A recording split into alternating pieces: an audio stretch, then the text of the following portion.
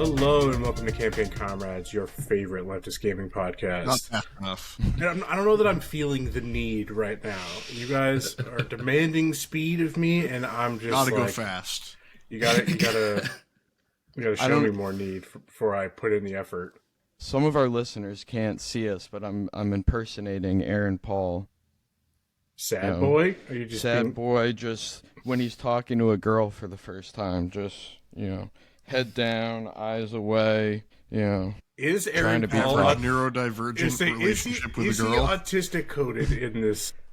1 bajillion %. He's got hyperfixations. He's got his own jargon and lingo. His hyperfixation is cars. Doesn't like making eye contact. Just head down all the time. He's 100% an autist, and I have part to start of it off. is driving. I'm a little confused because you guys said Need for Speed, so I watched the 90s Sonic cartoon. I thought you were being.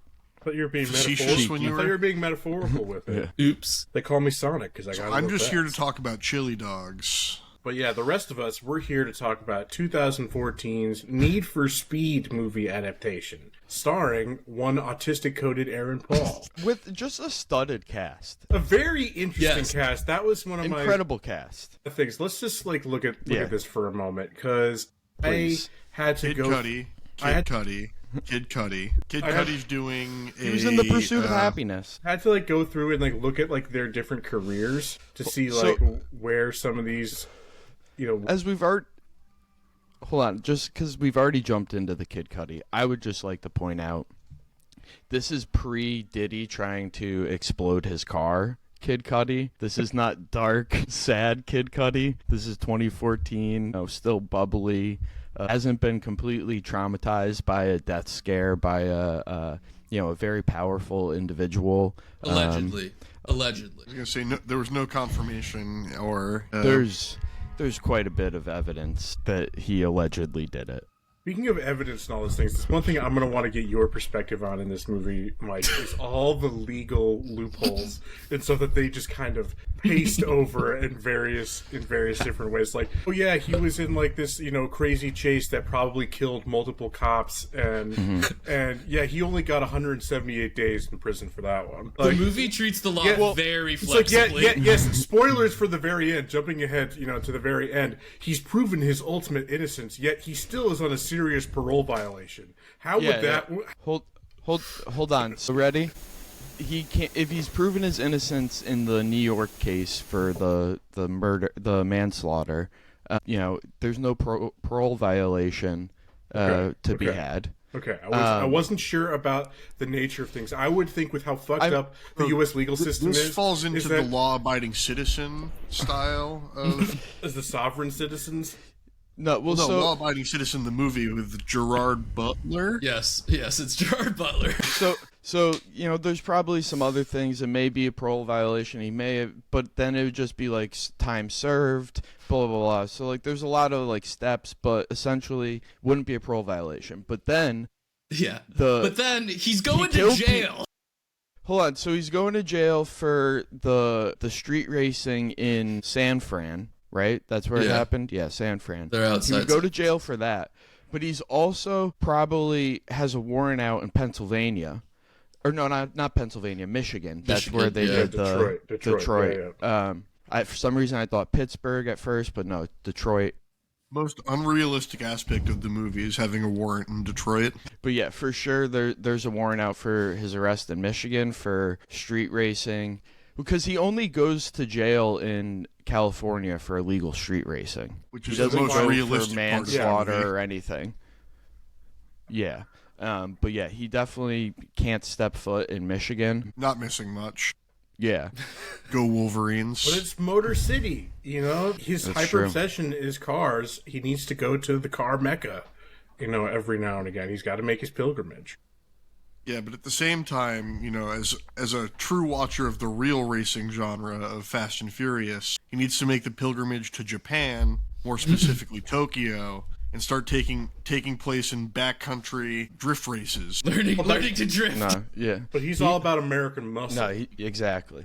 And if So anything, was he'd be whatever going the to kid's Europe. name Yeah, in I was Tokyo Drift. saying I can't remember the main Yeah, character's name. but he was an army brat that had to, get stationed over there. Here, he has a choice, Aaron Paul. He's not going to Japan.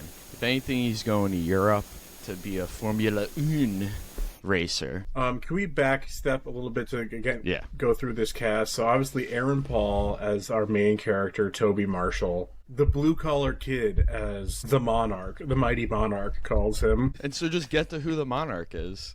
Best character. Michael Keaton is... Gay actor Michael Keaton is... Which, I had to look this up. This came out like 6 months before his Oscar-winning performance in Birdman. Birdman. I literally did the same thing because I was like, 2014, I'm pretty sure Birdman. Oh, yep, there it is.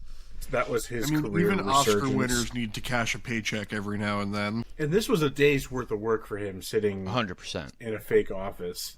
You know? Yeah, just probably his own office. Just having a good time. Yeah, in front of a green He's screen. Twitch streaming. Yeah. I was thinking about that, like how they've depicted. He is this 65-year-old, underground Twitch streamer. Yeah, who also has generational wealth on something that kind of seems like a street racing Reddit platform solely for street racing. Yeah, I want to know in this universe, like, how popular illegal street racing is. Street racing is so funny. It's like it has this huge It's following. everywhere. It's Need for Speed, of course. Like, They're if setting Burlington, them up Vermont constantly. can have an underground street racing ring, anywhere can. New Haven, Connecticut has one. That doesn't surprise me, though. Those are like, major metropolitan areas. Did you just call Burlington a major metropolitan area? Relatively speaking, for Vermont, that's as metropolitan as you get. I mean, so Mount Kisco may be, upstate. It's only in Westchester, but it is, in New York, Connecticut area. It's right near Stafford Springs, which is in Connecticut. Or it might be in New York, but it's like New York, Connecticut. That's New York. It's right on. But it's right on the line. I like the idea that these street racers all just committedly document their crimes and post them online with. Actually, the most accurate thing if license you paid attention to any bit of 2020 social media. Yeah, they Those kind are of fake predicted the license future plates. here. I was gonna say, me and my friends, keeping our masks not on our faces while we're filming ourselves robbing a grocery store. Right, so then we have Dominic Cooper, the villain and rival, Dino Brewster, who apparently, if we're to believe, is a former Indy race car driver, but literally just owns a dealership. He's a car that's how you. That's how you know he's wealth. But it's because they don't say it explicitly, but he comes from Westchester wealth. He talks about his uncle. They do, because they say his uncle owns the racing team. Yeah. His uncle owned the team he raced. But they don't what I mean is they don't say oh, he's very wealthy, generational wealth. I don't from know Mount about. Kisco. I don't know about the organizational politics and whatnot of, like NASCAR and American racing, but I know for European for the various formulas, that's how it works. It's if you are a rich fail son, that's how you. One of the heir of the Habsburgs is is a Formula racer, which is it's good incredible. for him rather than trying to Some reclaim weird the kid glory who of the played Gran Turismo was a Formula racer. No, it's the same thing in NASCAR, except they're just the fail sons of former bootleggers and riverboat ferry owners and oil fucking magnates. Oil magnates, Yeah, an oil man. yeah. No, it's the same I'll thing. have you know that Kyle and Kurt Busch are not failures. They share a last name with the #1 beverage of NASCAR, Busch Light. So, are they descendants of the Anheuser-Busch family? Yeah. Okay. Yeah. They're part of the family. There you go. There you go. Yeah. I'd like to point out Because it's who can afford the connection a here race is car? a little. The connection is a little loose on this one, but this is one of the first ones. Naming your antagonist Dominic, just pick a different name. No, that's because we've already got Dino. Dominic Toretto from Fast and Furious. That's his real name. That's That's his real name. His character's name is Dino. Yeah.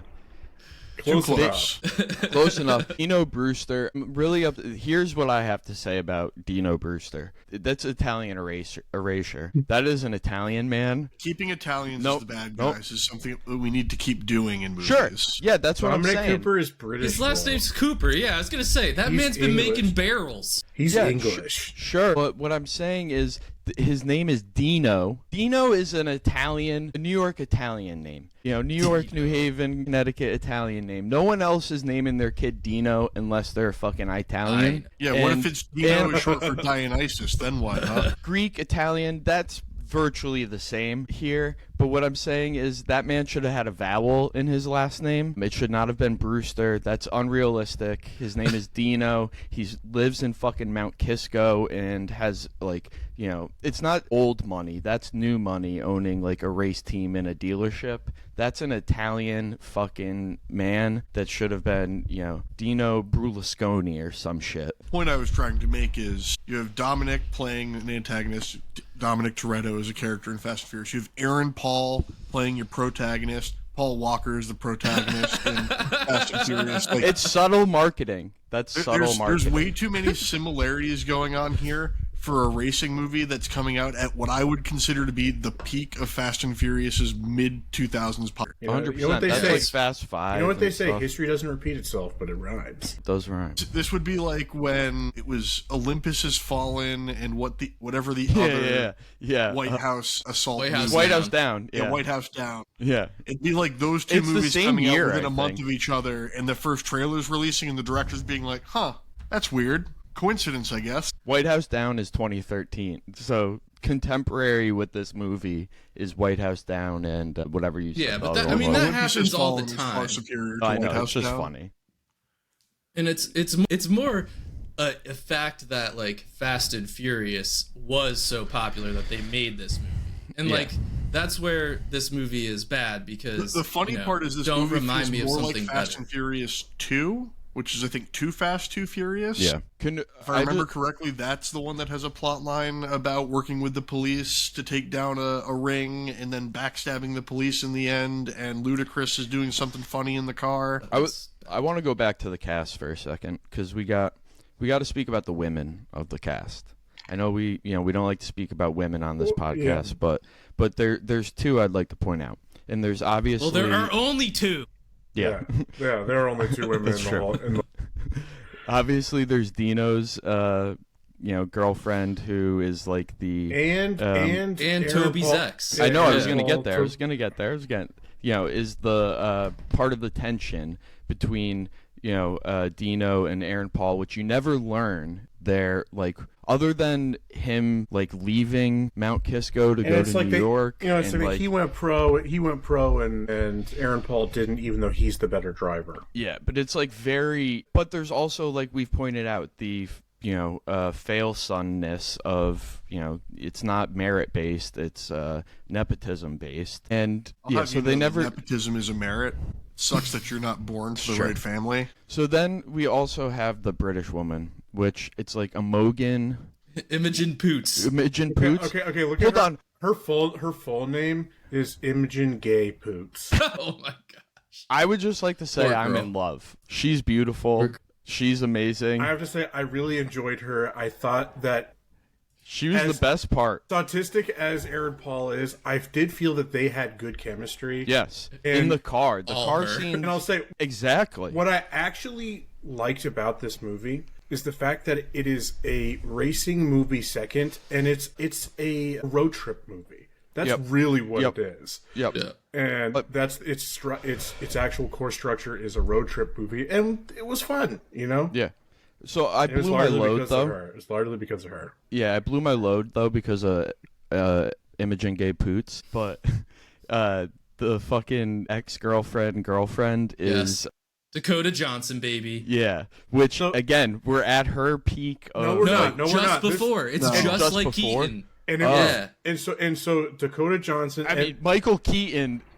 No, but like his I- career had in the floundered. 90s. Yeah. Hat No, nipples. I know. I was just gonna say though, we're not putting them in the same boat overall. But who you can put in the same boat as Dakota Johnson is Rami Malek. Yes. The two of them. This was right before their careers like exploded. So it was right before 50 Shades of Grey for Dakota Johnson, and it was right before Mr. Robot for Rami Malek. So it was. And then what he did, when Freddie Mercury. Night at the Museum 3 was. I'm pretty sure Night at the Museum 3 is Rami Malek's real takeoff. No, he that was before. That was before. But yeah, you would be forgiven for forgetting that. That's a great pull because I forgot that. Yeah, me too. I will never forget that. You know, because it's actually good representation. They got an actual semi-Egyptian man Yeah, to they play got Pharaoh. they got an Egyptian guy to play it rather than just a Mexican guy with some extra makeup. No, an Italian guy. Yes, no, you're right. Come on. They got fucking Steve Buscemi playing the fucking Pharaoh. I'm upset we didn't see Rami Malek's penis full on. This close. Very close, but just show me. Come on. You know he was wearing a sock. He was wearing a penis sock. Yeah, but what do they call sock. that? A cock sock. Like prosthetic thing. I do want to talk about what Mike managed to highlight incidentally, which is that there are two women in this entire movie, and this movie does not pass the Bechdel test. They don't even talk to each other once, let alone about a topic different than a man. It is very funny how little the women in this movie. Like Anita's character should be she's dating the man that killed her brother, not to get into this plot without talking about it at all. But like she has there's nothing to her character. She is perfectly Dakota Johnson. It is the quintessential Dakota Johnson role. Just like kind of look pretty. I still haven't seen Madam Web, and I need to just for fun. I want to see the Pepsi can scene where she's just holding on and thinking about opening a can of Pepsi for 20 minutes. It's fantastic. That is essentially her role in this whole movie, is thinking about opening a can of Pepsi for 20 minutes. She's got less than 10 minutes of screen time. Sure, but all of it is just her debating opening a Pepsi can, because it's like always her like debating Aaron Paul or Dino. It's like she doesn't know for sure. She's the one who ultimately discovers the proof, the hidden evidence that Dino is the one who caused. In like 3 subfolders and just like pictures of the car that you're documenting for yourself, like doing the discovery for the state of New York by just having a folder with all of the incriminating evidence. Good on you, It Dino. says personal finances or whatever. It should just say personal crimes. Yeah, I mean business crimes. Business finances, personal finances. At that level, it basically is, crimes, regardless. All right. So I want to talk now about, I've already mentioned him, Scott Mescudi, Kid Cudi himself. Yes. In my opinion, his first acting role ever should have been his last. Highlight of the movie. It's the writing. Hold on.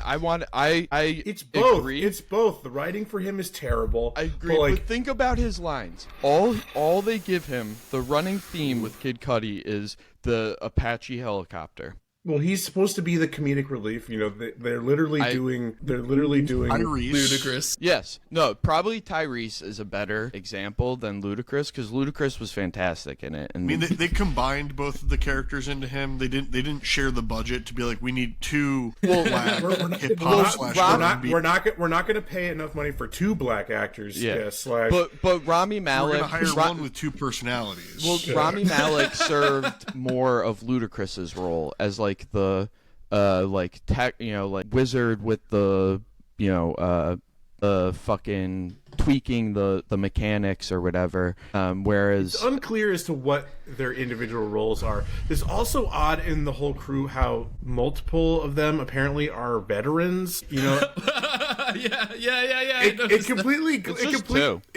But that's like half the group. It completely glazed over my head that like until he actually pulled up with the army helicopter, it was like I didn't know that Kid Cudi was supposed to be I thought he stole it.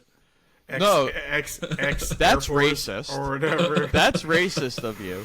Because he stole it. He does say that, like, on a I bit like missed he. it. No, I'm sure he did, but I missed It's when it. he's in the plane. And where else do you learn to fly a plane unless you're a criminal and you're learning it to fly, drug routes? Which again, that would just be way too racist. So we go Where you're with one of the lighter honorable men and women racist. trying to learn how to fly to join the commercial flight list.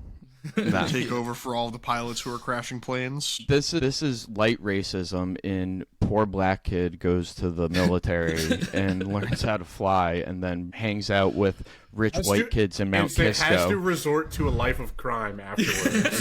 Yeah. Petty crime, I should say. Yeah. It's petty crime because they made $5,000 yet probably almost killed 10 people in that first race. Yep. Millions of dollars a day. Yeah, absolutely ridiculous. They're So- like, we made $5,000 tonight. Yeah. So Kid Cudi's Whoa. the writing is just that running line, and then it's just him like calling out like go left, go right from the fucking plane, some comedic relief, and then in the fucking when he's military fucking arrested, I forget what that's called. Court-martialed? Is it court-martialed? I don't think it he's is. active duty, so he couldn't actually be court-martialed. But Yeah, like, that's what I was confused about. I don't know, but he could also be whatever. That's too much to figure out. I don't know military law. I'm not JAG. Fucking. I watched a lot of Jag growing up, so I'll have you know. That's so Matt coded. what was your childhood like if you're watching reruns of Jag? Great show. Great show. Reruns West Wing. of Jag and Pawn Stars. NCIS is the spiritual successor to Jag. Yes, without a doubt. But then he's just like flossing or whatever in the fucking. He's twerking, is what he Twerking, says. yeah. But they keep calling it twerking, but he's just doing a weird dance. Yeah, he was.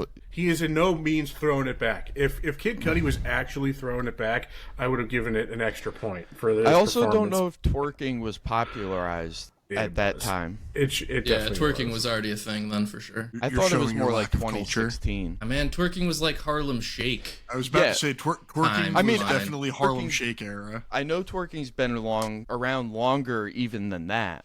Yeah. Just when did white culture? Cultural Pretty appropriate sure it? that I'm pretty Lexicon. sure there's a Harlem Shake video of the Miami Heat with LeBron throwing it back. No, I know 100%. Harlem Shake is 2012, so because Yeah, I was there's here for that. definitely some embarrassing, incriminating video of the football team I was playing on doing a Harlem Shake. Every football team at that time. But yeah, the other troop is they're like basically crew chief. Who wears like a navy hat. He was And in has the like Navy, mutton apparently. chops and a goatee, No, he like just a doesn't. chin goatee.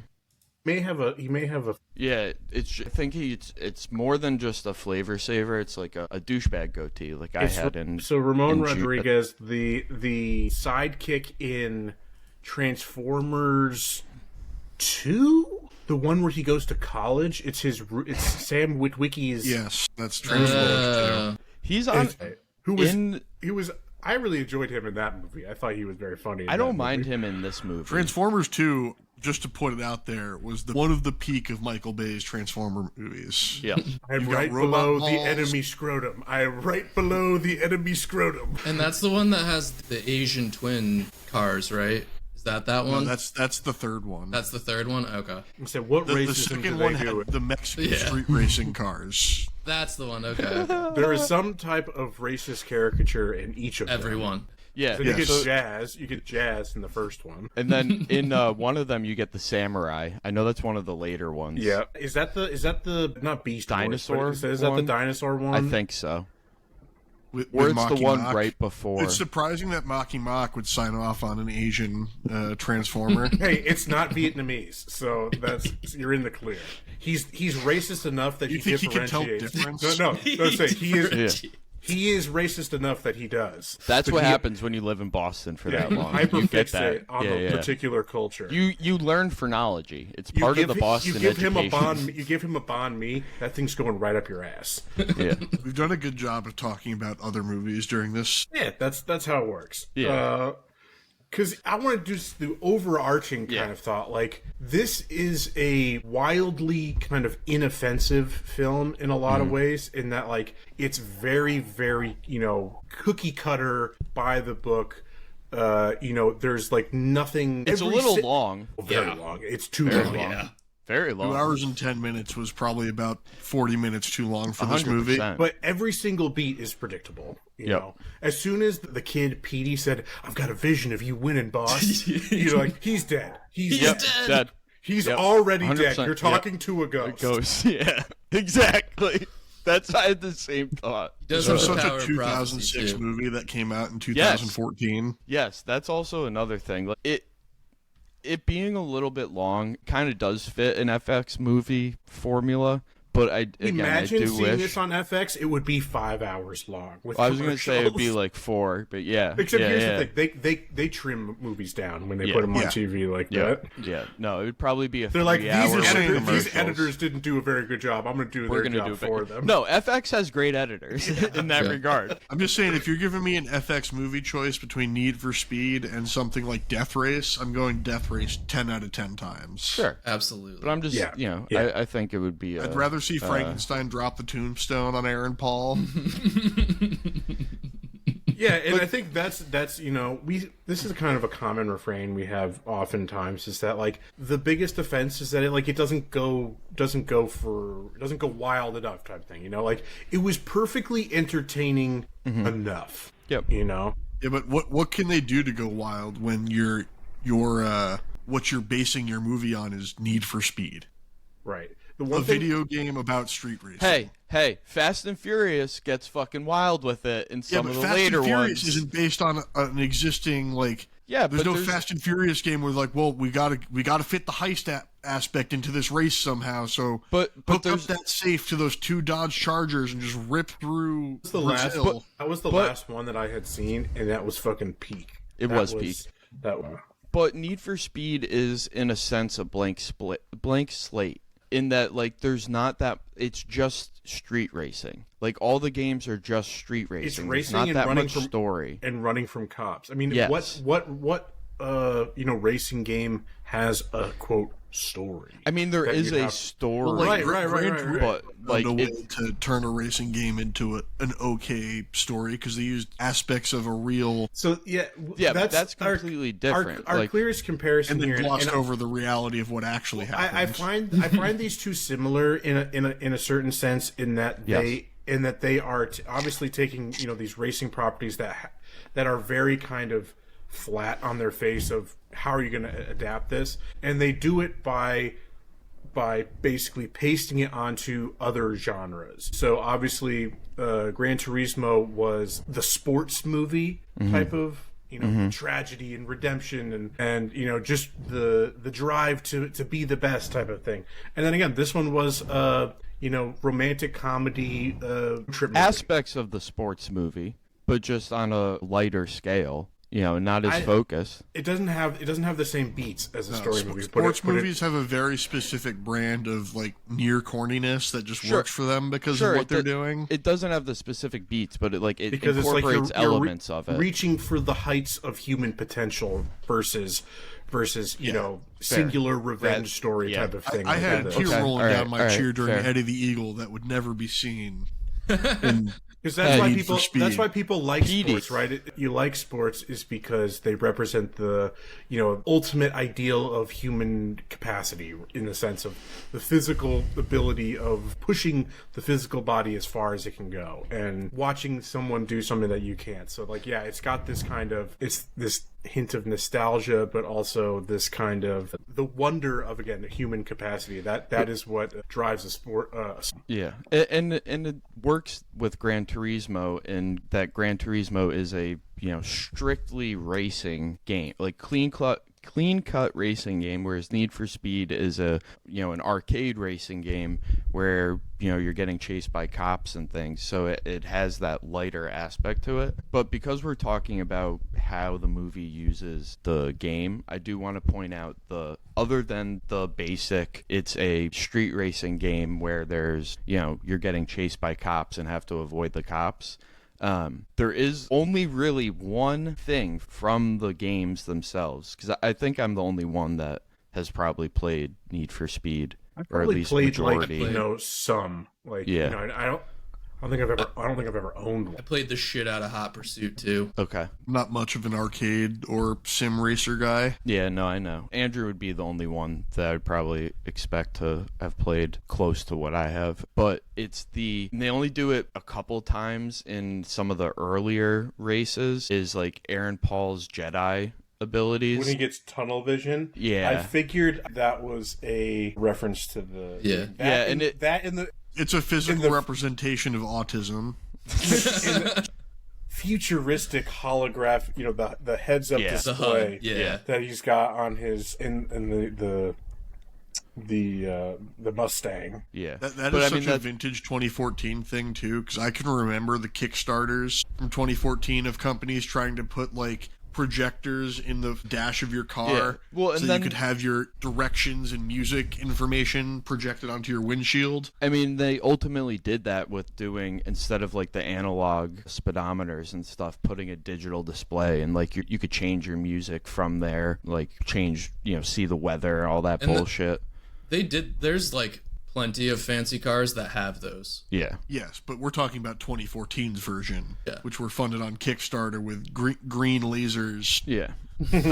But those are really the only, video game cross. The supercars, I think, is like the other, and how he progresses from like a nicer car. That was like the other way. It kind of follows like how the game works as you improve driving what you're driving. He had like a fucking muscle car. He had what is it? He started with the Chevy Impala.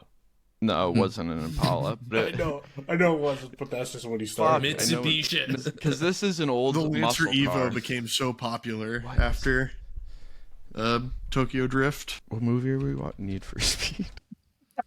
All I want to point out here is that this movie made me long for. I don't remember if you remember the. He had a It Gran was like Torino. a parody trailer of Pedro Pascal when he was coming up for Pedro Pascal in the Mario Kart movie. The SNL skit. Yeah, They were doing dark and gritty Mario Kart after. What was that? That was after Last of Us. Yeah. What about it? What was it? What was the reference? the only thing I was saying is that like for my taste in racing game, it's like I would enjoy that movie more than. I mean, you got part of that in the Mario movie. Yeah. They did go on carts. They did drive on Rainbow Road. Back to Andrew's point, he had a 69 Ford Gran Torino GT, then gets a Ford Mustang. Is that what he drives? Is that what he drives in the first race? Yeah, that's the muscle car, and then he gets the Shelby Mustang. They missed and an then opportunity the Cosinega.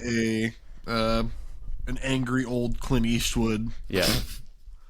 That was a 74 or something, or So- 71. Since I know nothing about cars, can you explain to me? They're dropping the references that I should know who some of these people are. Like what made the Shelby so important? It was like Carol, that- just that- that You Carol. know who Carol Shelby is? Yeah, You're not Carol American. Shelby is. Get out. Yeah, exactly. You are not American. You need to leave. We're deporting you. I'm gonna call ICE. I know people there. They're gonna take you away. Carol Shelby. I'm pretty sure he's actually an English guy, or did he just use British? The first Amoga Gay Poots, my girl. Imogen. Her name Imogen. is Imogen. He's a Texan. Oh, he's a Texan. Okay. Well, so the first car that he tuned up and put a Ford V8 engine in it was I forget the name of the car, but if you look up a 69 just Shelby GT, it's that kit looking car. Yeah, the iconic Shelby Cobra Yeah. is what most kit cars try to.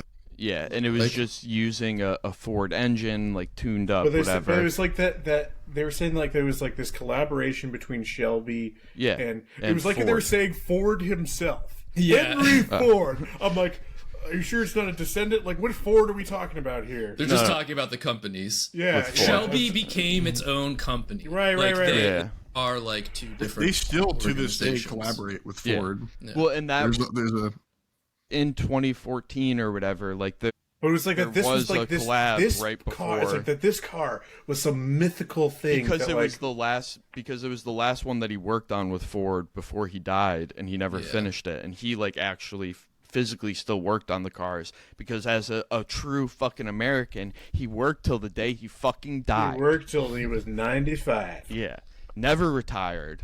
He's also like the Le Mans like first American car to place. It's the if you saw Ford versus Ferrari, he's the engineer they like bring in to help with. Yeah, so he was just like a famous racing dude, essentially, you know, with a I know long I've heard lineage. of Shelby GT, and I'm aware of all that, but yeah, I was just like, they like kept using names interchangeably when describing that I'm just like, who are they talking about? Who died? What makes this car it's so Carroll significant?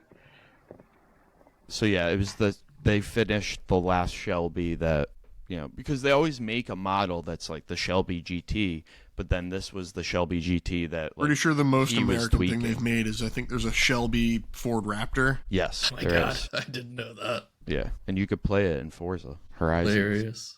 And it's just like souped up engines and shit, you know, modified or whatever. But again, you could usually get a stock model like GT Shelby that's like their highest tier Where's or whatever. my Shelby GT Ford Mustang Mach-E? Huh? How are you gonna tune up these? I these honestly city think that EVs? they may have one. But Where's the supercharger that's pulling away power from the rest of the car to get me extra horses? But so then the other thing that is kind of video game like is the scene in Detroit where like you have the police chase that is not during a race, where you're just like tooling around and having a police chase, and he's doing like fancy moves in between cars and shit. Oh, I want to cut in here and say one other thing that immediately put me on the back foot with this movie was the god awful fucking soundtrack. Yes. And My god. how bad the music was, including these absolutely dog shit covers. Dude, of like worst Fortunate cover. Son. Yeah. Worst and cover Back of that in song the ever. South. Because they didn't want to spend the money. Watchtower. It's because they didn't want to This is how spend. they all around differentiated the themselves from Fast and Furious. Fast and Furious has always had good soundtracks, Yeah. and they're like, we got to be different by having dog shit music. That All Along the Watchtower it cover was awful. so fucking bad. I know Bob Dylan wrote it. Bob Dylan's version sucks. It's a Jimi Hendrix song. Get out. Bob Dylan wrote it for Jimi Jimi Hendrix. It's a Jimmy song. But That cover was terrible. I'm so glad the rest of you highlighted that, Awful. because each one I wrote it down. They're like so jarringly bad. It's horrendous. I couldn't understand it. Like they was try to not like good. do like actual needle drops with them, and they are just awful. Every single one is bad. You could just remove them all and play the singular Wiz Khalifa song from Fast Five. I'll See You Again just plays every time. Or And that's not even the one I'm referencing. Drift. Just the That's Tokyo a bad- Drift song. Oh, it is the banger. There's something there. This is like semi unrelated, but that song is like the number 3 like Japanese streamed song of all time. It's incredible. I mean, the number one has got to be Cruel Angels' Dark Thesis or whatever. I think that was 5th. Disappointing. Yeah, the music awful, terrible. Not a single redeeming bit there.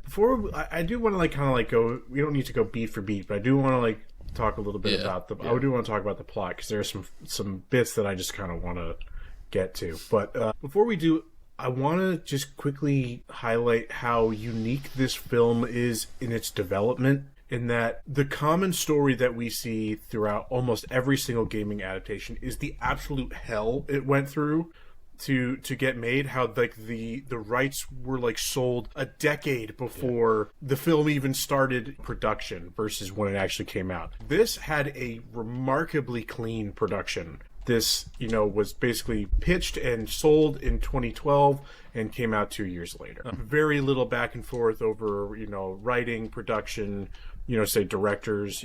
That's the constant stories. It gets like 10 different writing treatments, loses directors. The Rock would have been cast at some point, but then backs out once, because it takes so long. His career has moved beyond the gaming adaptations. And imagine The Rock trying to fit into one of like the little Lamborghinis or something. He was too busy having wrench fights with Vin Diesel. Yeah. So it's remarkable in the sense that remarkable in how unremarkable its production was, its development cycle. incredibly fast and clean. Yeah, because it had a need for speed. The one bit that I looked at this that really made me kind of just had to stop, rewind, reread this fact over and over again, showing how dated things are, is that the original trailer for this movie was released on iTunes. That's hilarious. That was its platform of release. I remember when trailers were on iTunes. Wow. I was just like, I'm pretty sure I have that's like a blast from the past. 2 Trapped movies on iTunes, being Beer Fest and I probably had several. Yeah. I know Beer Fest purchased for there. a fact because I watched it on a shitty iPod Nano screen on an Oh, airplane. that's bad. This Yeah. iPod video at least, but like, No, this Damn. was the Nano that you had to turn sideways to get the... damn. It's like The a 2.5 Aspect inch ratio. like screen. Yeah. Hey man, when airplanes didn't have screens on every seat, we had to fight tooth and nail for our entertainment. We need to go Yeah. back to those times. Something's better than nothing. Struggle. So let's see. Then on its back end, the movie, I think it made money, but was still considered a box office disappointment. Let's see. It grossed a worldwide essentially 200 million, and its budget was, where did I see that? It was, Wikipedia has 66 million. yeah. So like it made money, but that even with marketing, it would have made money. Because even if you double that for for marketing, that it makes money. Not a whole lot, but like 80 million is still something. But yeah, it took me back at how short the production in the development section, Wikipedia and other sources, where it's just like, yeah, no, they pitched it, they wrote it, they made it. Yeah. They realized early on that no amount of rewrites and director changes were going to save this movie. It is what it is. Yeah, it is what it is. Like, don't try to gussy it up anymore, and just get it out, there, and make some money off of it. The one cool thing that I also have to give props to this movie for is its firm stance it took on practical effects and real cars, real stunt driving. They took the time and the money to train their actors to drive and not kill themselves. And it, like, the driving scenes were Walker good. shots. Like, I enjoyed the driving. I enjoyed like the hot fuel scene. Yeah, the hot fuel. I wanted to talk about that scene. Yeah. All right, The so only sex scene in the movie. let's get into the plot then. We've already talked about like the background of Aaron Paul's character, Toby Marshall, his rivalry with Dino. They're former racers in the Mount Kisco, New York area. Toby The runs kid from Mount Kisco. He runs his late father's garage, who's seeing financial troubles. Like his dad took out a loan or something, and before he died, and now the kid's on the hook for it. He's barely making the ends business meet. is on the hook. I would just like to be clear. Yeah. It's like if they can't come into some cash, they're gonna lose the business. They're barely making ends meet doing these illegal street races, right? Like they can barely make the monthly payments, and the rest of the crew does not have a full kind of grasp of what's at stake here. They're like, we can do it. We always see things through. So when Dino, the prodigal son, as it were, returns and stirs up the local scene again, coming to them with a business proposition to rebuild the Shelby GT or finish building it, it's a financial opportunity they can't pass up. They do. There's the whole bit where he's like, yeah, this car can go 230 miles an hour. That's what Aaron Paul says. Yeah, Yeah. no, it's like Yeah. when the buyer, this is where you first meet our girl Imogen, her name is I love her. Julia Madden. Yep, Julia. And this, like, in her employer as the prospective buyer, It's that like they'll Pierce or something. Ingram, maybe Pierce Ingram, I don't know. yes. But they'll You're right. pay like the extra, million if it can hit 230. So, and again, Dino and Toby button heads as usual. Can't agree with how fast it can go. And then Aaron Paul, Toby says to him, "You may not be able to get it to 230, but I sure can, buddy." So, and yeah, then he does takes it to- 234. Takes it to the track without Dino's knowledge, and gets it to 234. They get an extra $700,000 out of it. Final asking price, 2.7 million. And here's where we get to like the real kind of inciting incident of the movie, where they make this deal, and then the rivalry maybe seems to be like kind of squashed, or like kind of turned into more of a friendlier thing. They're like, okay, we just made all this money. Let's, we're debating over who's the better driver. Let's race and put our stakes on the line. And so Aaron Paul, rather than taking the $500,000+ from his cut to 25% of 2.7. Yeah, so to keep you want a quarter of 2.7 million? That's 270,000, 540,000, 675,000. Yeah. So he puts that he's like, basically what it would be, he was going to take it. It would take it all, right? They would flip.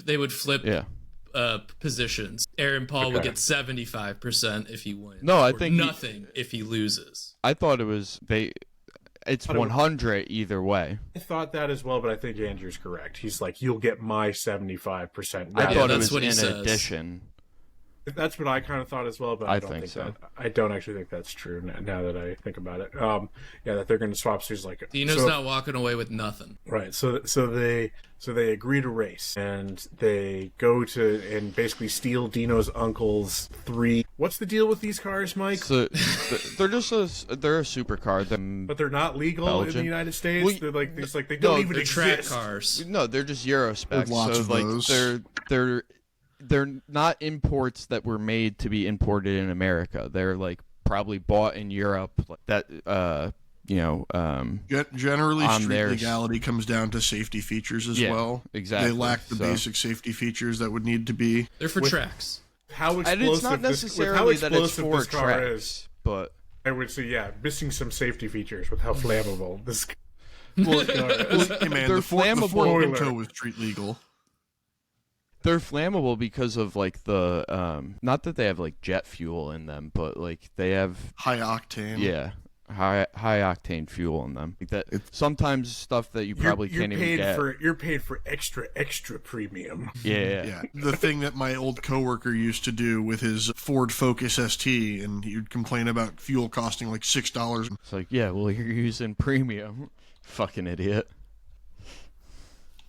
Oh boy. Yeah, so they race, and of course Petey, the young gun from the crew, the idealistic one of the bunch. Prophet. The one who's the he's got the gift of Apollo. He's got prophecy, the powers of prophecy, and they're like, we're gonna race, and he's like, this is my vision. I see you beating Dino and taking his car, and he's like, I'm gonna be part of it too. So they, there's the 3 cars, the 3 of them race, and Dino not only is losing to Aaron Paul, but losing to the young gun too. So he rear ends Petey, Pit maneuvers him. Yeah. and sends him flying. Honestly, it's supposed to be like, dark and It was hilarious. It was hilarious in the moment when he spins and then is like kind of basically getting T-boned in a way. Petey just kind of looks at Dino like, my God, what are you doing? And then just flips and then just completely goes airborne. It's And a then split in second where he flames. just looks at him and then just flips. It was incredible. The whole scene is hilarious. Aaron Paul's reactions are visually very just funny. They're not really inspiring you to feel sad. It's just like, it's a very funny No, you know what? performance there. Hence why I told you guys that I didn't realize this going in, that this was where the Aaron Paul screaming meme comes from. Yeah. Is from his reaction to Petey's death. I didn't know that. I had would no just- knowledge. I would like to point out that Aaron Paul's performance in this is very akin to Hayden Christensen's in Revenge of the Sith, where it's just like this brooding character all the time, and he's like trying to be a sad boy, but like it's doing nothing, Apparently, most reviews at the time praised Aaron Paul as Of like course. one of the highlights. They're like, Of course they did, they're because like his performance is one of the only good things about this movie. And I'm like, because watch that's the same paid movie? marketing. That's paid For marketing. speed. That's paid marketing. because Aaron Paul was hot at that time. We talked about the other he's the actors grab, and yeah. actresses that were about to be on the rise. Aaron Paul was the hot actor at the time because of Breaking Bad. Yeah. This was his peak because of Breaking Bad. Critic reviews of this movie were 23% aggregated. So saying that Aaron Paul is the highlight for them is being like, yeah, well, I mean, the movie's dog shit, but at least he's not entirely dog shit. Well, and they're again saying that because it's paid marketing. They wanted their movie to sell well. They wanted this actor to be taking off. And I mean, to be fair, the response from the industry was that it wasn't all that great because I don't think he's been like a leading man in anything since this, really. No, he's been in Always Sunny. Just like Paul Walker. Whoa. Continuing the parallels. This was after. This was just after Breaking Bad had ended. Yeah, exactly. I remember, like, and again, that's why it was they were trying to ride that high, make him the next big thing, get him into make him a movie star after a TV star. And he's like not been in basically anything. Yeah, he voiced somebody in a He was in BoJack Horseman. in a Final Fantasy animated film for Final Fantasy 15. His most work really since that role is BoJack Horseman. He has been doing a bunch of voice work. He is going to be in the upcoming. There's an upcoming game he's in. He was in a couple. Apparently, he's in a couple of recent episodes of Invincible. Let's see. He had a longer role in Westworld. Yeah. I didn't watch that. He had a season. It's one season. I think or 2 seasons. I think he's in the last 2 seasons. Interesting. He's so it's his first game. He's going to be in the upcoming one is Dispatch. I don't know if you guys saw it. It's a recently announced kind of narrative thing where it's like he's a dispatch agent for like a superhero kind of network thing. But that game has a ridiculously weird cast in it. So it's him and Laura Bailey are like the leads. And if you guys, I don't think you guys, no one else watched the Game Awards. Like it was shown off there and they presented something and it was like this really weird chemistry between them. Everyone was just like, he has weird chemistry with everyone. But it was like really weirdly sexual. It was like, I was like, are they about to make out on stage? They're both married, like they're like really close to each other and like staring into each other's eyes and like just being really kind of weird and sexual. Mad gay. And it was just very odd. But this is a a complete tangent. So this game, Dispatch, has like a wild cast. Fucking Moist Critical is voicing somebody. I'm gonna look up who else is in it. There's like Jeffrey Wright. There's like a bunch of Matthew Mercer. Oh yeah, of course. But there's like a Matthew bunch. Mercer's in every video game that gets created. There's a whole lot of like content creators in it. Is what's Cheaper. weird. I mean, I guess. Cheaper, no talent, and easier to just be like, well, you did your work, now we're going to take your voice and AI. Yeah. There's some other big YouTuber that I forget. I don't really name. Pokemon? No. Valkyrie? ProZD is an actual voice actor for... Yeah, he's a real voice actor. There's a bunch of YouTubers, so here's an article. Okay, just give me a list. Okay, so Alana Pierce, Moist Critical, I don't know who this, Joel Haver, apparently is a big YouTuber, I don't know who that is. So that Back to the plot. Yeah, back to the plot. Yeah. Complete, utter tangent. I don't know how we got there. Can Your someone fault. remind me where we were in the plot? Yeah, so Petey just died. Pete died. Pete died. That's right. Yeah, so explosion. Pete got exploded. And Dino disappeared. He wiped clean all evidence that he was even there. Imagine being gaslit that bad that you get sent to prison for the manslaughter of your basically stand-in little brother. Yeah. Oof. Can you imagine how insane that would make a real person? Well, this is one of the most unrealistic aspects is he doesn't convert to being He doesn't convert Muslim. to Islam. He doesn't give. Nah, he would be converting to white nationalism. He would have a shaved head. Aryan Brotherhood. And I would also like to point out there's no way he's getting out clean 2 years because that, like you pointed out, it would drive someone crazy. He's going into the box multiple times. He's getting extensions for hitting guards, quote unquote, or like causing disturbances because he's just mentally, fucking deranged because of what happened and not getting any mental health support in New York prisons. Would the involuntary manslaughter charge, would that carry a 2-year without any of those other extenuating circumstances? I don't know. I would have to look at the chart. It did seem to me like that 2 years was a little. That's like essentially what you get for a Dewey if you kill someone. I don't know. That sounds roughly in line. Yeah, give me a second. I'll look it up. Yeah, so he gets out. He's paroled. Immediately he's got moves making. He's like, I'm gonna join the what's the race called? De Leon. Yeah, the De Leon. Which I kept thinking before I saw it spelled out. I thought it was saying De Leon. Like I was like, what is this? What's this called? But why are they like French coding it? I don't know. Okay, all right, ready? Interject. Yeah. So in New York, it's a Class E felony, and it is a minimum of 1 year sentence with a maximum of 4. Okay. So all right. two. So that two all right. is right. So that falls in line. Okay. Because he probably had some other petty arrests and shit. He probably had a couple misdemeanors. Well, there's still also the street racing. There's still other public endangerment and all that kind of shit going on. Like that's another yeah. thing. They wreck like 10 other cars in that race. No. Well, that's not in the race that he goes to prison for. Because he goes to prison for Petey's death.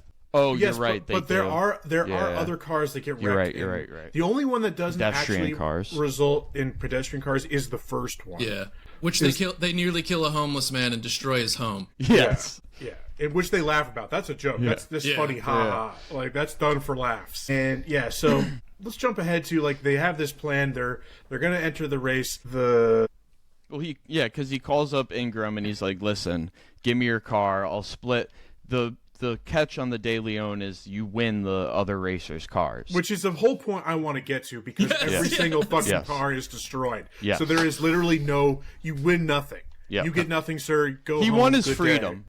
Yeah, that's it. That's all he wanted because every other car gets fucking destroyed. But really, he got himself another 2 years in a different state. Or no, 6 months? It was only a couple. It was 6 months. No, it was 6 months. Yeah, half a year.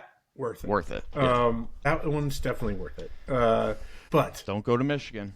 But yeah, they are getting the crew back together. The money lady Julia, or our girl Imogen, she's like my love. His number 2 on Imogen, this whole hit thing. Me up if you're listening. She's keeping him on track, and they go to Detroit. They raise hell. Very cool chase sequences in there. Like that part is good, but it's the first bit. The stunt driving is incredible, and it's the first. Yeah. It's the first bit of the other major influence of the game is the running from the police. Yeah. Right. That's a big thing here, and so that gets me to my major takeaway from this film is that hilarious in how anti-cop it is, in that the police, except for that first one, but definitely in the final race, are causing way more damage and destruction and danger than the actual racers. Yep.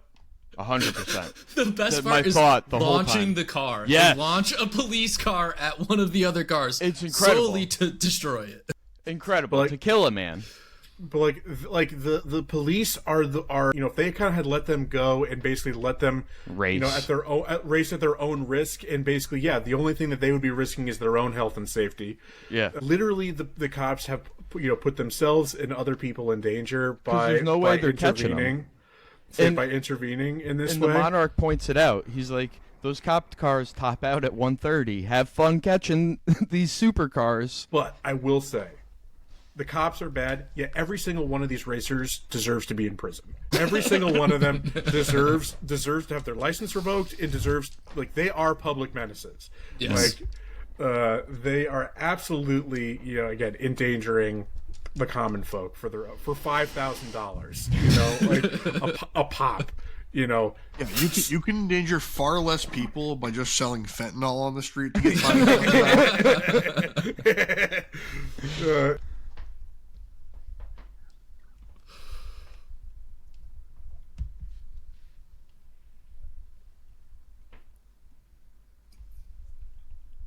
Yeah. Exponentially.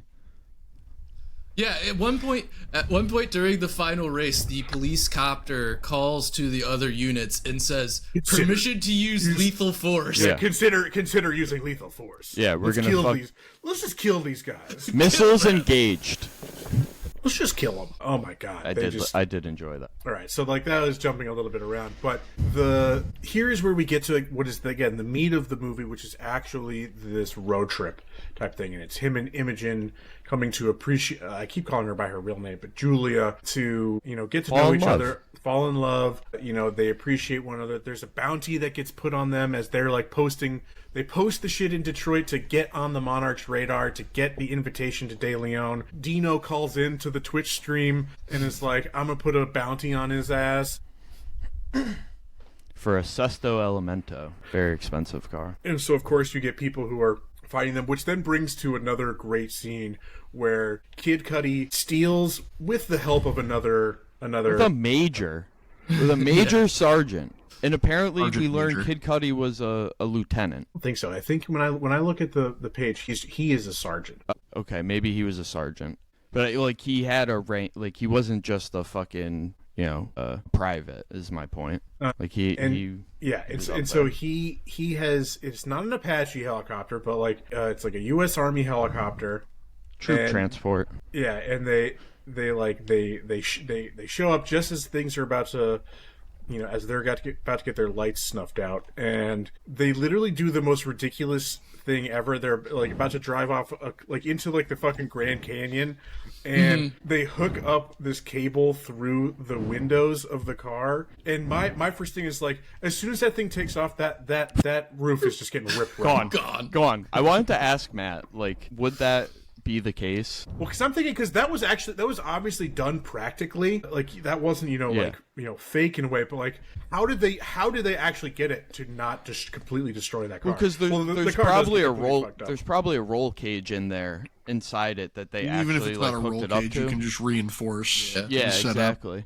But it wasn't them just clipping with a carabiner two fucking ropes together under the roof. But Matt, so if that was the case, that thing was case, coming ripped right off. Yeah, is it ripping off? Especially when they drop like that. I don't know the exact construction of the vehicle, but yeah, that's not exactly a structural like hard point of a car. Yeah, okay. That's what I thought. There's like no way that's.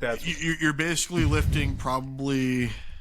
It's like 75-80% of the weight of the vehicle underneath that point onto a part that's not meant to hold that type of weight. That's usually when you lift a car, you go from the frame because you're lifting all of the weight on the spot that's meant to support it. Yeah. No, so I was just, my immediate thought was, that shit's getting ripped right off. They're plunging to their fiery deaths into the Grand Canyon. Poetic. But, stretched the belief a little too much. Movies of the mid-2010s weren't exactly known for their gripping realism. We had such lovely things. This isn't a racing movie, but the A-Team with their tank and the parachute scene. I never saw that movie. Where they fire the tank turret to guide the tank in the air to get it to where it needs to be. Nice. So then they finally make it to California. Another one of these, another person who's targeting them for the bounty finds them and smashes. It's one of Dino's own goons, though. Yeah, okay. That actually hits them, yeah. Yeah, and so this was hilarious to me because like they've made it to California, they've checked in for the race, and I'm like, this car is fucked. Mm-hmm. This car is absolutely fucked up. How do they expect to race that car the next day? The next day. This thing is completely, because that was the whole thing, is why they got the crew together is like, this car is great, but like it needs some fine tuning. We need Rami Malek to help fix the lean in this. He's not going to win if it stays like that. And then it just gets absolutely beat to shit. Glass shot out. It's riddled with buckshot, and they've done jumps. They've done that whole shit with the helicopter. The suspension is fucked. It's just fucked up. Everything about it is just absolutely toast. And then, of course, it's like, the car gets destroyed, finally put to bed. They don't talk about that at all, about how now they're going to be on the hook with the Ingram guy for the 2.7 or whatever million dollars that this car is worth. Just completely destroyed. And their focus is not on what are we going to do. It's because they have to rush Julia to the hospital, where she remains for basically the rest of the movie, recovering. But they find, thanks to Dino's now ex, because she finally decides to leave him. It's Petey. Really, Petey comes through his sister. so you guys were talking about like Dakota Johnson's character, and it's like she like basically kind of always knew that something was wrong with Dino, and that like you can tell she had these suspicions that like he was like, you know, involved in some way, but like didn't either want to admit it to herself or whatever, but then finds the proof incontrovertibly, easily, you know, 3 clicks away on his computer about him like selling disappearing. It was the murder weapon. It was like a boomer dad circa 2006 with his porn, you know, that he downloaded hidden. Personal files. Do not look. Yeah, exactly. Not for the FBI. Yeah. And so she is able to help Aaron Paul find the car. That's the one. Tells him exactly where it is. So that's the one he takes to race the final race, and it's just, you know, it is the proof that he needs to. Imagine if he crashed the car, though. That was my thought. Is like hilarious decision to just like maybe destroy all the evidence. Yep. Got to prove a point, though. Got to prove that you're the better driver once and for all. And so and also, like, the thing to me though, it still isn't proof that there was a third car that day. Well, the GPS data or something. Well, it did, because there's like there's the whole thing about how there's not supposed to be any other of these cars in America. Those didn't exist in America though. No, that's what he's saying. Is like that. He's like the claim is that Aaron Paul is saying 3 of these cars existed. They could only prove that 2 existed, that they had records of, the one that Petey exploded and the one that Aaron Paul drove. So it's like, here's the third, here is the... But it only proves that there is a third of those Kosenagan, or however you pronounce it. Yeah, but they find registration and say, like, the cops know it's registered to Dino, and it's the third one. Well, sure, but it still does not. It's his and it uncle's still car. does not put him at the race scene. And I doubt it's registered either, because the whole thing is like that. It's no. They say literally it. Say they it. say it at the end. But Ben is right. Ben is right. They wouldn't be able to say that at the end, given that they were unregistered. They say like the plates match. The third owned by blah blah blah, which actually they probably would have, to the extent there's plates on it during the discovery in the case. If Aaron Paul was saying that there was a third car, they probably know that there was another one. Period. That one already exists in their mind. It's just whether or not they could place Dino in the car at the scene of the crash, and there's nothing to place him there. There's still nothing. No, I think you're right. That's another thing that I said there. They just gloss over so much of like the legal shit. They're like, yeah, that's just proof that he did it. Yep, he did it.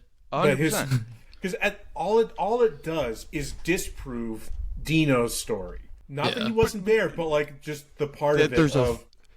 There's a third car. It just proves that Dino had lied about something. But it does But in reality, that would have come out. Like, they probably would have known about the car through the court case. That, like, there was a car that exists. So now it's just missing, and there's obviously circumstantial evidence that is going to...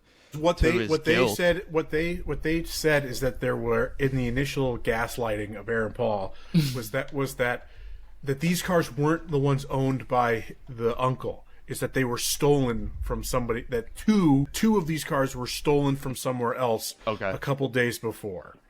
Okay, so that gets rid of my theory that they knew about it before, but still, it does not put, like, it just then as far confirms... as like the cops had believed, all that they had been able to prove is that only 2 cars existed. Yeah. So this proved a third one, but you are right in that they don't. There's nothing there that, from what we're shown, that proves that Dino was the one there and the one behind. Yeah, the one that he was the one. It could that have been hit, someone else.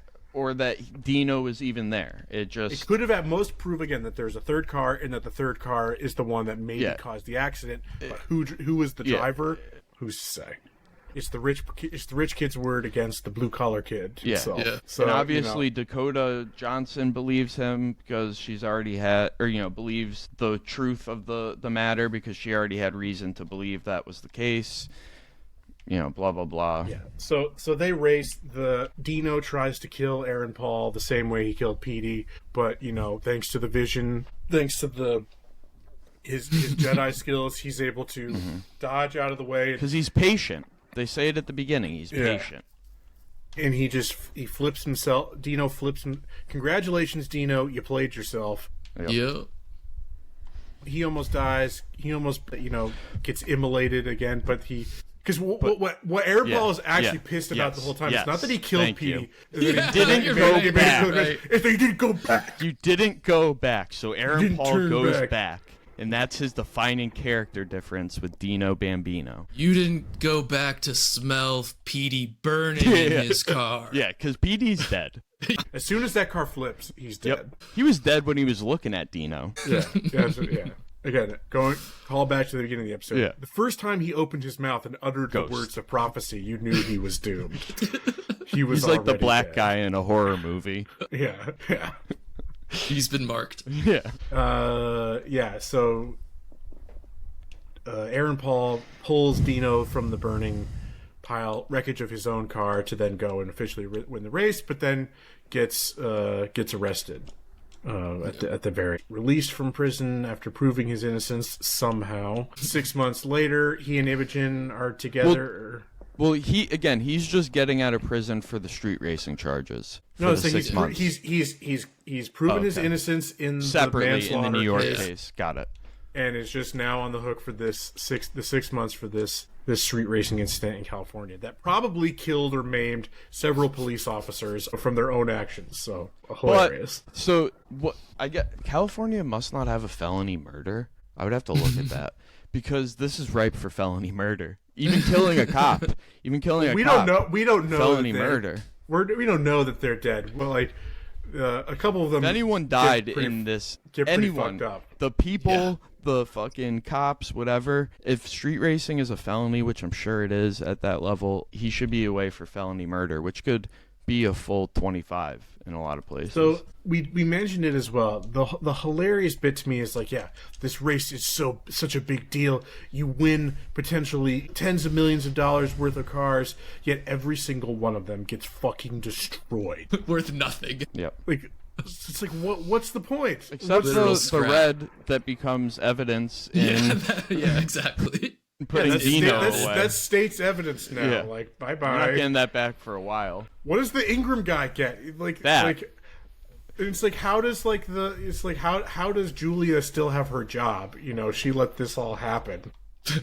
I mean, Ingram let it happen. It was his decision. He took the risk. He would still fire her. It's not like he would hold He's her. probably fucking her, so he's keeping her around. But yeah, he doesn't care about that 2 point. He sounded like he was a nobility type, English wealth. This is a drop in the penny. It was gambling for him. It was fun. He got his willies off. So they drive off to go pick up Kid Cudi, who is doing probably more gay stuff in prison than actually having gay sex in prison. Teaching a dancer, jazzercise class. Yep. This I feel bad for Kid Cudi because this is maybe his humiliation ritual, and it did not pay off. Yeah. This is his Hollywood humiliation ritual, and it did not work. It's because 2 years later he started dating Cassie, and then P. Diddy blew up his car. Man, so I think that's about it for the plot of this film, and we're definitely at time for today. Let's just get our final thoughts and our scores. All right, I'll go first. Who's feeling hot? I'll go first. This movie's biggest issue is the runtime. Honestly, I would like this a lot more if it were, as Matt said, an hour and 30 minutes and not 2 hours and 10 minutes. So for that reason, it's gonna be a 6 for me. It doesn't quite get to that 7 of I would watch this on FX just because of the runtime and inflated aspect of that. The racing scenes are great, but everything else is really pretty piss poor. Are we doing adaptation and? Oh yeah, I'll do adaptation too at the same time.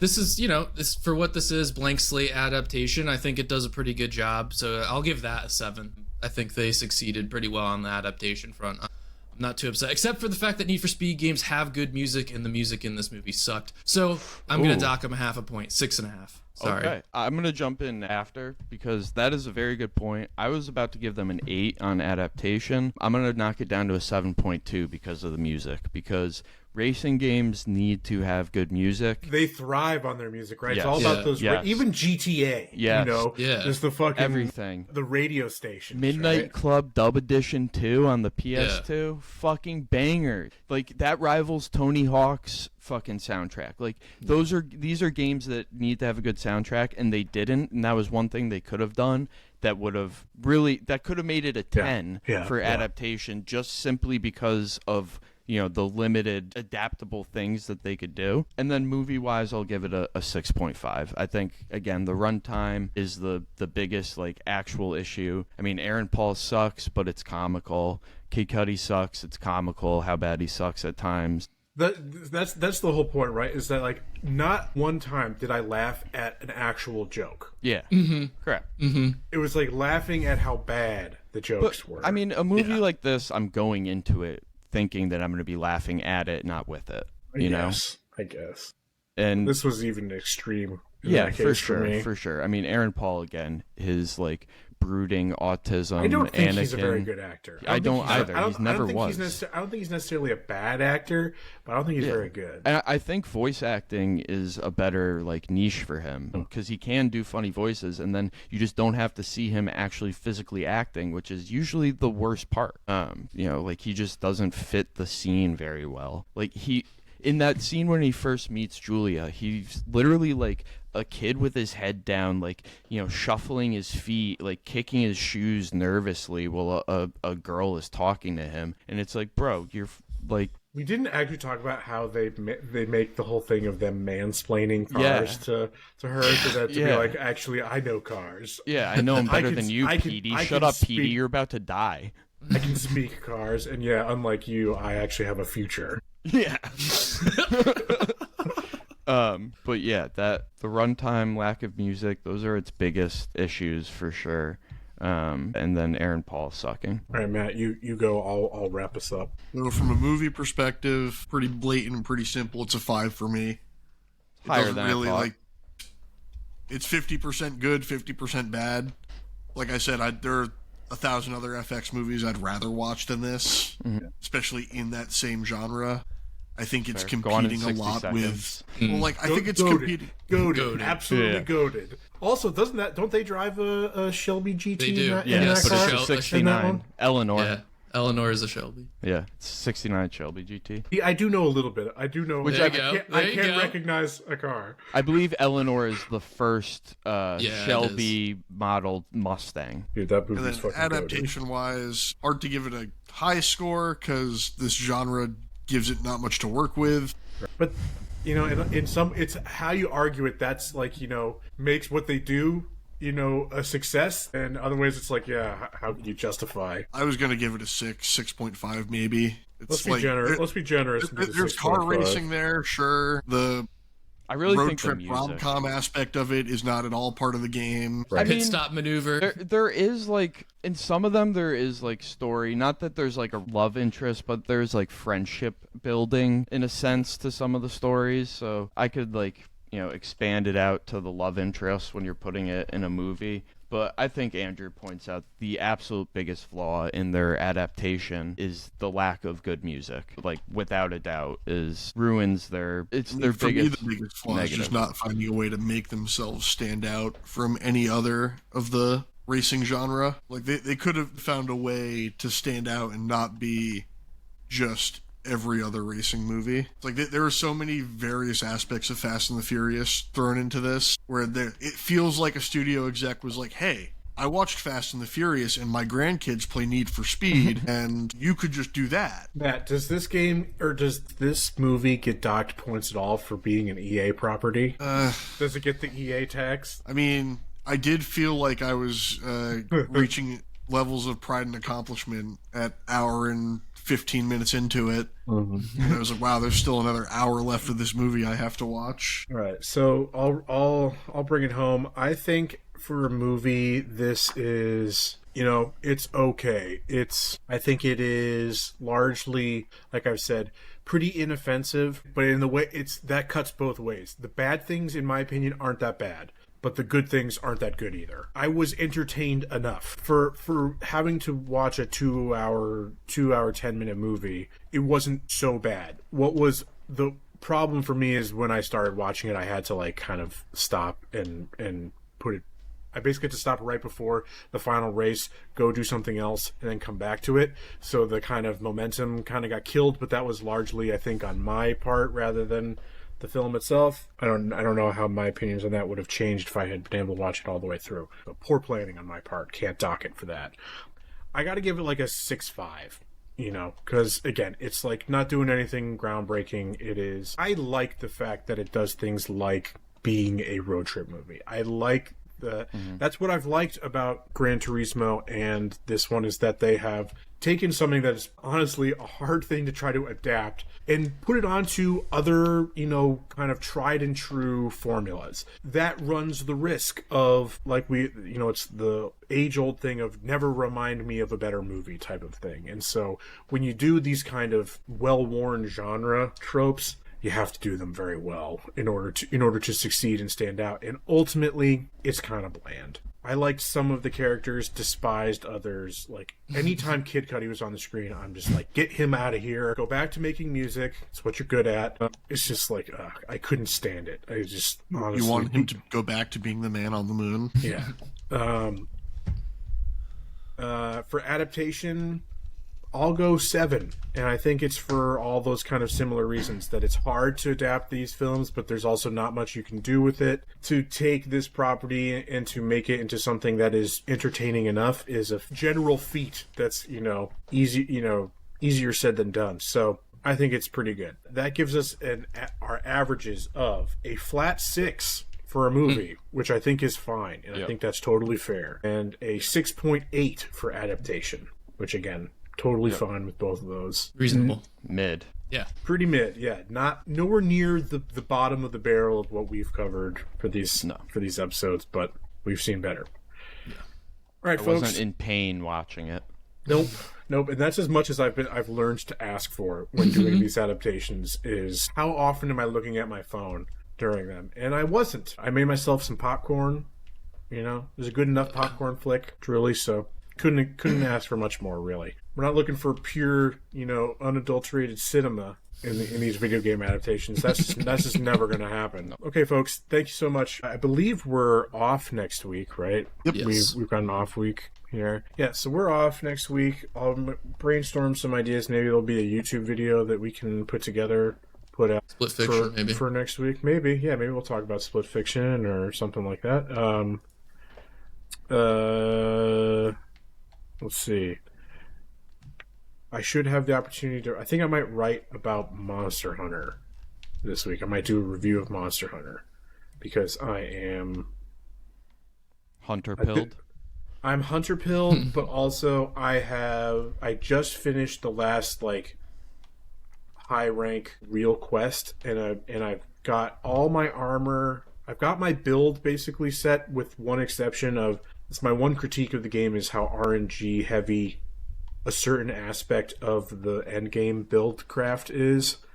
And it's to make the true best weapons, you have to farm these different parts and then combine them, but you obviously want to have the same types. I'm trying to get the best paralysis build, the best paralysis sword, and create this weapon. You need 3 different subtype things, and you want them to all be paralysis in order to maximize the things, and then you roll these upgrades that can boost things here and there. So it's RNG heavy, that I don't really love. But you don't actually need to engage with that, because you can just do the regular weapons that are still very good. But I'm trying to do that, and then I think I'm going to put it down. But I'm basically at the essentially ready to put it down. So I think I will talk about that, the pros, the cons, because I have definitely become hunter-pilled, but there are some issues with the game from technical and design. No doubt about it, but I have enjoyed my 70-ish hours with it, so it's been fun. So I think that's what I will be writing about this week. I should have the time to do some personal writing this week, so I think that's the plan. You can check that out on the Patreon and follow on social media. CampCom Pod, Camping Comrades, pretty much everywhere. We will see you in 2 weeks, where we will do our news roundup for the month of March. All right, folks. Bye. Bye-bye. Bye.